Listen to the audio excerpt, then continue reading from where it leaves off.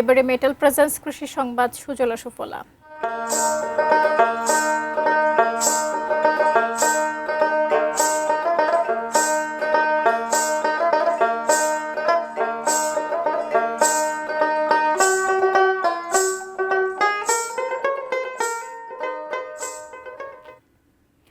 ভরা মৌসুমে নওগাঁয় আমের দামে বড় ধরনের দরপতন ঘটেছে। বিশেষ করে আম্রপালি জাতের আম দাম আশঙ্কাজনকভাবে কমেছে।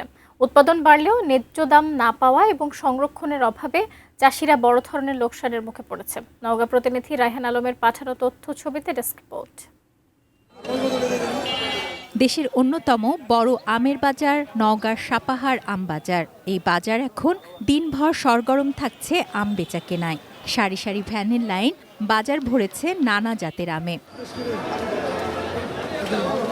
সেই সাথে ক্রেতা বিক্রেতাদের হাঁকডাক। দেশের বিভিন্ন স্থানের ব্যবসায়ীরা এখানে এসে আম কিনছেন, কিন্তু দাম নিয়ে সন্তুষ্ট নন চাষিরা।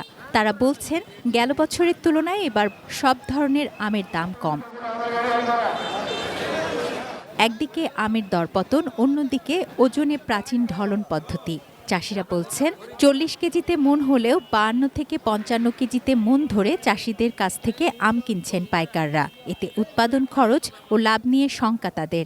একটা লেবারের দাম 700 টাকা, একটা ভ্যান ভাড়া হলো 1000 টাকা। আমরা এই কারণে পড়তে হচ্ছে। 3000 টাকা মনের আম, 3500 4000 টাকা মনের আম 2000 টাকা বলে। আমরা 48 কেজি দিতাম, এখন আমরা 52, কারো কাছে 54, কারো কাছে 55 এই ধরনের ওজন নিচ্ছে। এখন কিছু অনাকাঙ্ক্ষিত ঘটনা ঘটতে পারে, সেটা আমাদের কানে আসেনি।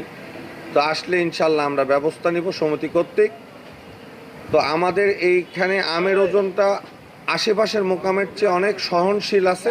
উৎপাদন ভালো হলেও আধুনিক বিপণন ব্যবস্থার অভাবে ভালো দাম থেকে বঞ্চিত হচ্ছেন চাষিরা। তাই বাজার ব্যবস্থা সহ আম রপ্তানি এবং সংরক্ষণে সরকারের পদক্ষেপ নেওয়ার দাবি আমচাষী ও ব্যবসায়ীদের।